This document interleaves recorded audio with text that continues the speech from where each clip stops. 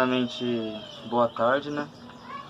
Como acabei chegando do serviço agora, então já é tarde, né? Então, as pessoas que me conhecem, que moram na cidade de Cordeirópolis, elas que têm um contato comigo, um contato familiar, sabem que é de sábado que eu gravo a palavra de Deus e não de segunda-feira.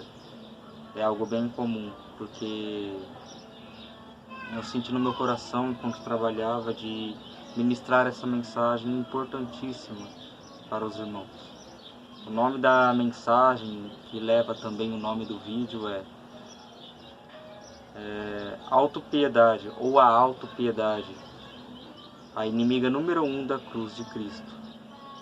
Ela leva esse nome justamente porque foi uma tentação que Satanás lançou na vida de Jesus por meio de Pedro, quando Pedro não queria que seu mestre morresse. E ele disse o seguinte: eu não sei onde se encontra, eu apenas marquei o versículo direto do Google no meu celular e esqueci de marcar o versículo que se encontra. Mas diz o seguinte, eu sei que é o 22 e o 23. E Pedro, chamando-o à parte, começou a reprová-lo, como se estivesse fazendo algo errado, né? Não é só como se ele tivesse uma preocupação com o seu mestre. Não, ele estava repreendendo como se Cristo estivesse fazendo algo errado. Começou a reprová-lo dizendo: tem compaixão de ti mesmo, Senhor. Assim de modo algum isso de modo algum te acontecerá. Que Jesus disse que seria necessário ele morrer e ressuscitar ao terceiro dia, conforme a profecia estava escrita, que o Cristo deveria morrer e ressuscitar. Diz assim, e ele falou: tenha compaixão de ti, Senhor, isso de modo algum te acontecerá. Mas Jesus, voltando-se, disse a Pedro: arreda, Satanás. Ele não repreendeu Pedro em si, mas a influência de Satanás em Pedro, porque Pedro ele não estava endemoniado, ele estava movido de compaixão por seu mestre, e de alguma maneira ele estava repreendendo, pensando que estava fazendo algo bom ao seu mestre, mas sem considerar a profecia. Então, o que acontece? Satanás ele utilizou a pessoa mais próxima de Jesus. Pedro ele é chamado de o discípulo amado de Jesus, né? Então, era, vamos dizer assim, entre todos era o preferido, vamos dizer assim, né? Então, o que acontece? Este mesmo discípulo amado por Jesus, uma vez disse que morreria por ele, e Cristo disse: antes que cante o galo 3 vezes, você me negará, e assim aconteceu. Ele negou o que Jesus falou e disse o seguinte: não, isso de nenhuma forma acontecerá. Eu estou disposto a morrer por ti. Só que o que acontece? Cristo ele prepara a pessoa para morrer por ele. Logicamente, naquele momento ele não estava preparado. Deus não o condenou por isso. Ele de alguma forma estava se esforçando para morrer de fato por amor a Cristo, porém não estava totalmente pronto. E logo em seguida ele sofreu a mesma morte de seu mestre, sendo crucificado de cabeça para baixo. Ele mesmo dizendo que não se achava digno, não se achando digno como seu mestre, pediu para ser crucificado de cabeça para baixo, e assim aconteceu. Essa é a base para entendermos todo esse vídeo. Pedro, movido de compaixão por seu mestre, repreendendo seu mestre para que ele não morra, querendo preservar a vida de seu mestre. E como que Satanás ele utiliza pessoas de nossa família, pessoas mais próximas de nós, com palavras boas, palavras de amor, palavras de cuidado, de carinho, justamente para nos fazer negar a Deus. O maior mandamento na lei é este: amarás o Senhor teu Deus de todo o teu coração, com todas as tuas forças, com todo o teu entendimento e com toda a tua vida. E o segundo é semelhante: ao próximo como a ti mesmo. Porém, o amor ao próximo como a ti mesmo, na época de hoje, tomou um outro nome, que você logicamente já ouviu alguém dizendo para um irmão que você conhece, ou por não aceitar uma repreensão, e o nome disso é fanatismo religioso. Ora, se eu tenho que amar a Deus acima de todas as coisas, eu sou uma dessas coisas. Tanto que eu sou a coisa que mais me impede de chegar até Deus, uma vez que é os meus pecados que faz separação entre Deus e eu. Porém, a palavra, antes de dizer isso, a chegar à conclusão desse versículo, ela diz: por acaso está a mão de Deus encolhida para que não salve, nem para que ajude o seu povo? Portanto, são os vossos pecados que separam vocês de vosso Deus. É o vosso pecado que afasta você de Deus, porque Ele é tão puro de olhos, como diz Salmos, tão puro de olhos, que não pode contemplar, olhar para o mal que o homem faz, sem fazer nada, porque Ele é justo juiz. Ele retribui cada um, segundo a intenção de seu coração. Prosseguindo, Mateus 16, do 13 ao 28, se vocês quiserem ler por completo. Aqui está especificamente no verso 32 e 33, Jesus diz o seguinte. Eu vou pegar pela minha Bíblia aqui. Mateus 10, né? Ok. 32 e 33, né? Portanto, ele diz o seguinte, ó. Vou ler desde o 24. O discípulo não está acima do seu mestre, ou não é melhor que o seu mestre, no caso Jesus. Então nós não somos melhores que Jesus. Nem o servo acima de seu senhor. Pelo contrário, está abaixo. Basta ao discípulo ser como seu mestre, e ao servo como seu senhor. Se Cristo ele sofreu perseguição, que soframos. Se Cristo orou pelos que perseguiam a Ele, ore pelos que te perseguem. Seja siga o exemplo, seja semelhante como o seu mestre, mas não igual, nunca igual, porque a santidade perfeita, descrita em Salmo, que Ele é santo, santo, santo, nós nunca vamos alcançar. A perfeição da justiça e do juízo de Deus nunca vamos alcançar, mas tem o caráter de Deus embutido em nós, por meio do fruto do Espírito Santo. Paz, amor, longanimidade, benignidade, bondade, mansidão, domínio próprio, fidelidade. Todos esses frutos não carecem de lei, porque Deus mesmo estimula, através da lei, você exercer esse fruto do Espírito. Portanto, não os temais, não temas os homens, né? Pois nada há encoberto que não venha a ser revelado, nem oculto que não venha a ser conhecido. Ou seja, Jesus quer dizer que os pecados serão expostos sempre que a palavra de Deus for exposta. Não precisa os irmãos na igreja saber do pecado do outro irmão. Não precisa. O próprio irmão aplicará em sua própria vida e ele se sentirá exposto.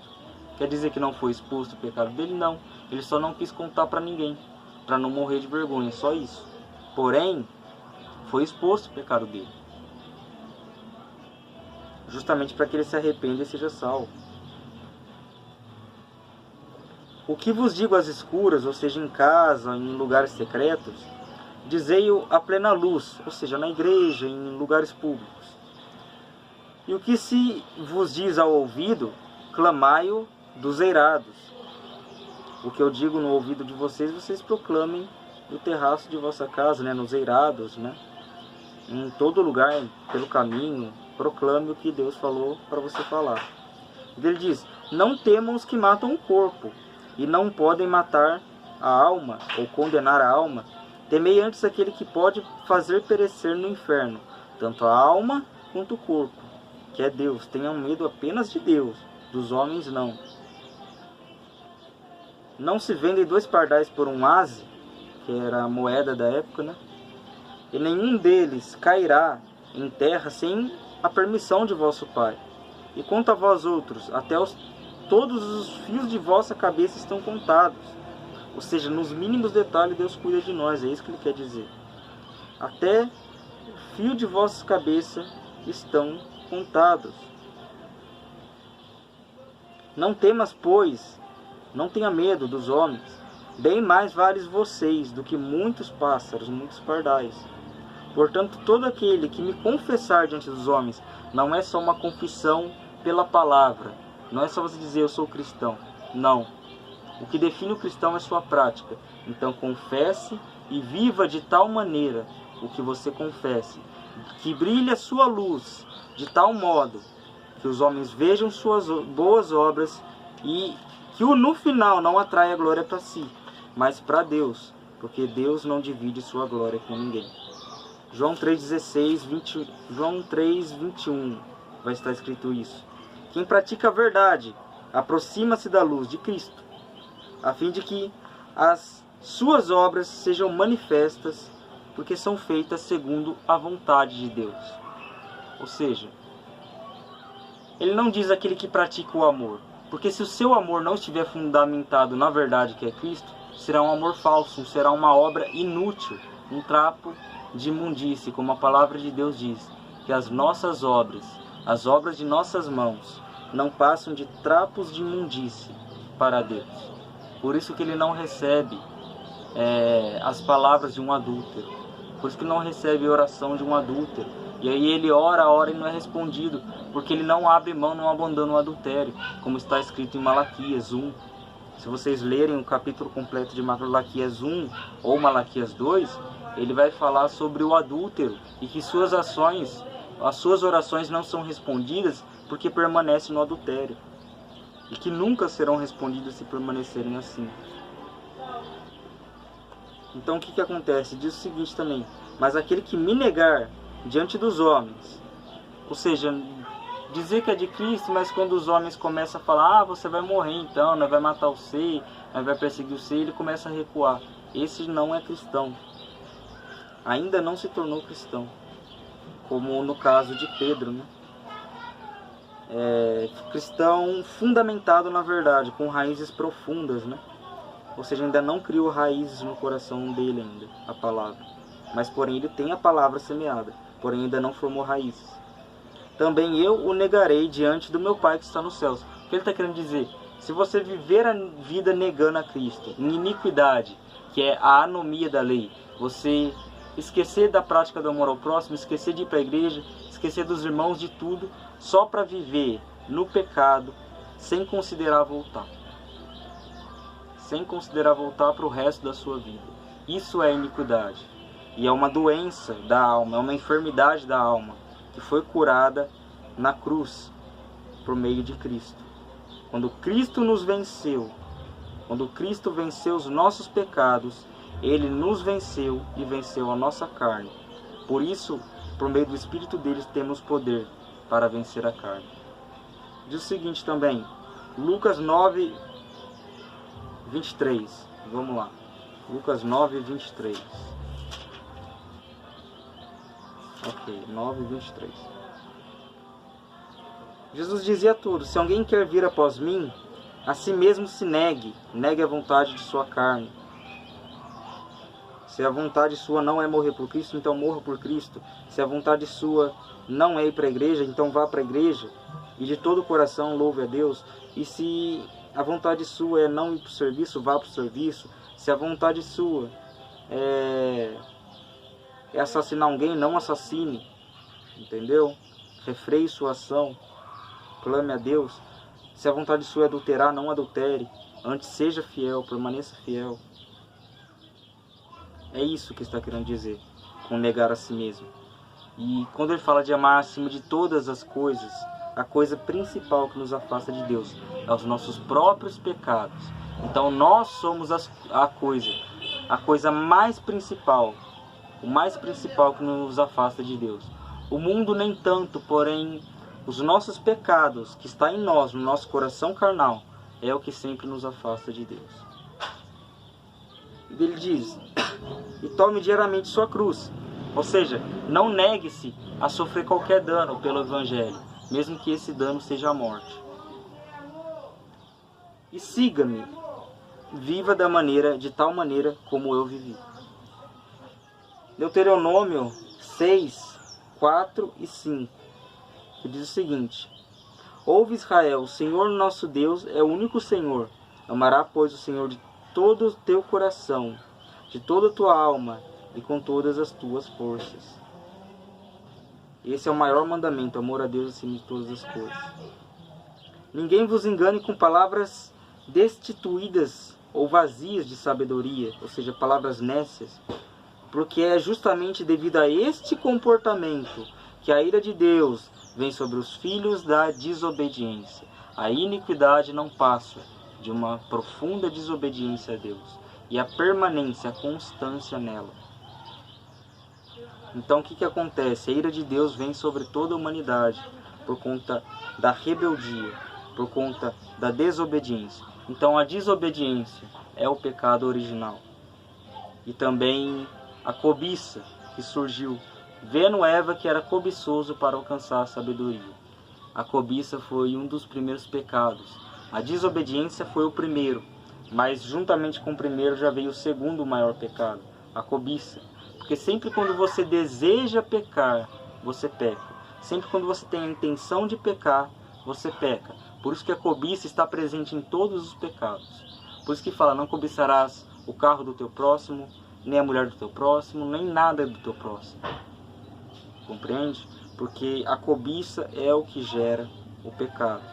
E todos os pecados variáveis do adultério, como pornografia e tantas outras coisas, provêm da raiz da cobiça. Diz o seguinte, Romanos 16, 17. Romanos 16, verso 17. Rogo-vos, queridos irmãos, que tomem muito cuidado com aqueles que causam divisões. Quem são esses que causam divisões? O próprio Paulo explica. E levantam obstáculos à doutrina que aprendeste. Afastai-vos destes. Né? O divisivo para Deus, aos olhos de Deus, e segundo o que Paulo pregou, que cremos que é a vontade de Deus, que é a palavra de Deus, é que o divisivo, o irmão divisivo, não é aquele que repreende o irmão para que ele seja salvo. Não é este tipo de irmão. Não é aquele que prega a sã doutrina como ela é e diz que devemos vivê-la por completo. Mesmo que tenhamos que abster do pastorado feminino, o que é errado, completamente errado. É uma rebeldia que praticamos se permitirmos que o pastorado feminino continue. Porém, não nego que Deus usa as mulheres. Embora ele disse que as mulheres não foram chamadas para a pregação, e ainda assim ele as usa, de uma certa forma, ele ainda assim é misericordioso para nos revelar o futuro por meio de tais mulheres que verdadeiramente se santificam. Não negamos isso. Porém, é porque o homem ele foi chamado para defender a verdade. O homem ele tem uma natureza mais racional e a mulher é mais emocional. Pesquise várias pregações de mulheres. Geralmente é movido por emoção. E as pregações de homens geralmente é movido pela razão. Isso está na natureza de ambos. A mulher não consegue se mover por razão, muitas das vezes. E o homem não consegue se mover por emoção, muitas das vezes. Por isso, ambos se tornam uma só carne, para que um complemente o que falta no outro. Diz assim, Colossenses 2,18. Não aceites que ninguém seja árbitro entre vós, ou juiz entre vós, fingindo humildade, ou culto a anjos, né? Fundamentando-se, trocando a base do evangelho que é Cristo, pela base de visões, ostentando a inútil arrogância do seu conhecimento carnal. O que Deus está dizendo aqui por meio de Paulo é, essa pessoa expõe a sua arrogância, expõe as visões justamente pela arrogância do seu conhecimento carnal. Não diz que é um conhecimento espiritual, porque a pessoa no fim está fazendo tudo isso para atrair glória, aplausos para si mesma e se aparecer e roubar a glória de Deus. Ela quer pegar o conhecimento de Deus, a visão de Deus, falar, eu tive essa visão, eu sou dona dessa visão, eu tenho a interpretação dessa visão, nunca coloca Deus me deu essa visão, Deus me deu a interpretação dessa visão. Deus é o dono dessa visão? Nunca. Sempre coloca ela na frente. Geralmente nas falas de pessoas orgulhosas, elas sempre vão ter o eu na frente. Porque a Escritura diz que a boca fala o que provém do coração. Mas pode até um homem mau falar coisas boas. Mas no fundo, suas práticas não condiz com o que fala. Por isso que Jesus disse, faça como os fariseus falam. Porque eles falam a verdade, né? Eles de certa forma defendem a verdade. Não por completo, mas defendem. Mas não faça como eles fazem, porque eles cometem iniquidade. Tanto que Jesus diz o seguinte, o motivo dele condenar aquelas pessoas que dizem Senhor, Senhor, ele diz o seguinte, nem todo aquele que me diz Senhor, Senhor será salvo, senão aquele que faz a vontade do meu Pai que está nos céus, obedece à vontade de Deus e luta contra a carne. Essa pessoa herdará o céu, não por vontade própria, nem por força própria, mas por meio de Deus. Daí logo em seguida eu decidi colocar esse versículo aqui. Mateus 5:1. Diz o seguinte, bem-aventurados os humildes de espírito, porque deles é o reino dos céus. É aquele que, ou em outras palavras, bem-aventurado o humilde de coração. Porque Jesus disse o seguinte, aprendei de mim que sou manso e humilde de coração, e tereis descanso para a vossa alma. Então, a mansidão e a humildade de coração provém de Cristo. Então, termos um coração humilde é termos um espírito humilde. De reconhecermos, Senhor, eu não sei como eu tenho que falar para a igreja, eu não sei como devo me expressar. Senhor, eu não entendi tal palavra, me ensina, me esclarece essa palavra. Ele vai esclarecer, mas que seja um desejo verdadeiro de aprender com Deus, não um desejo falso. Porque está escrito, ele resiste aos orgulhosos, mas dá graça aos humildes. Compreende? Por isso que abster-se do seu pecado, arrepender-se do seu pecado é o primeiro passo do Evangelho. Porém que também é feito por Deus, uma vez que o Espírito Santo veio para convencer o homem do pecado, da justiça e do juízo. Diz o seguinte, portanto assim diz o Senhor dos Exércitos, Jeremias 29:8, né?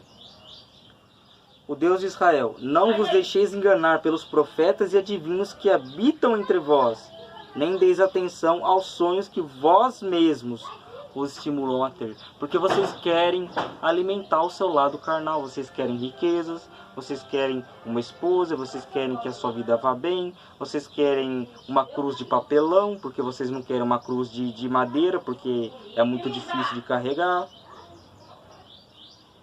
Tá entendendo?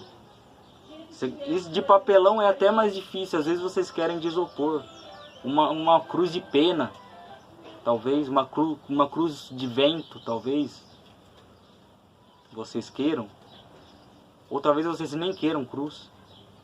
Decidam-se, ora, ou decida pelo mundo ou decida por Deus, seja vossa palavra sim, sim, não, não. E se o que provém do teu coração, isso fala a boca, se o seu coração está cheio de maldade, você vai falar maldades. Se o seu coração está cheio de bondade, de graça de Deus, você vai falar de coisas de Deus, de bondade.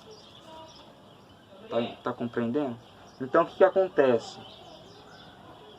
O amor a Deus acima de todas as coisas, ele luta contra o amor a si mesmo, que é a autopiedade. E daí vem aquelas pessoas querendo dizer, você separou do seu marido, estou dando o exemplo das mulheres. Você separou do seu marido, né? O que aconteceu? Por que você não volta com ele? Você ainda sente alguma coisa por ele? A pessoa fala, eu sinto. Daí vem a amiga que se diz amiga e diz, então vamos pra balada pra você esquecer ele. E quando você vai investigar, o homem largou dela porque ela adulterou. E ela tá se tendo uma misericórdia de si mesmo, tendo amor a si mesmo. O amor a si mesmo, que os gays, as lésbicas, os héteros também dizem isso, os ateus. O amor a si mesmo que eles pregam é o amor liberal. Peque, faça o que você quiser e você vai para o céu. Não importa se você não está carregando cruz nenhuma, você vai para o céu. É isso que eles pregam. Um caminho tão fácil que até o capeta pode entrar no céu. Um caminho tão fácil que o capeta é o primeiro a chegar no céu. Porque se existe um evangelho assim, fácil dessa maneira, que eu desconheço, e que Paulo desconhece, que Jesus desconhece, que o próprio Deus não pregou, se acaso Deus já não teria mentido, ele já não seria mais Deus. Então, reconheçam que vocês estão errados. O amor a si mesmo que vocês pregam, de aceitar uma natureza contrária às suas, dizendo do homossexualismo e lesbianismo, por aí vai, as variedades do movimento LGBT, quando vocês querem incentivar isso nas nossas crianças, né? Então o que acontece? Quando você está fazendo isso, você está amando a si mesmo mais do que a Deus. Logo descumprindo o mandamento de amar a Deus acima de todas as coisas. Logo você diz, eu amo Jesus, mas você odeia cristão. Se você odeia cristão, logicamente, você não ama Jesus. Porque o cristão é aquele que resplandece Jesus. É aquele que é o espelho de Jesus na terra. Eu digo o verdadeiro cristão, porque existe maus cristãos. Os que não dão exemplo. E pela fama de muitos que dão mau exemplo, aqueles poucos que ainda são bons, aqueles poucos que preservam a fé e que amam verdadeiramente seu próximo, sofrem injustiças e acusações por causa da maioria. Por causa da esmagadora maioria. Deixo-vos essa mensagem, a graça e paz.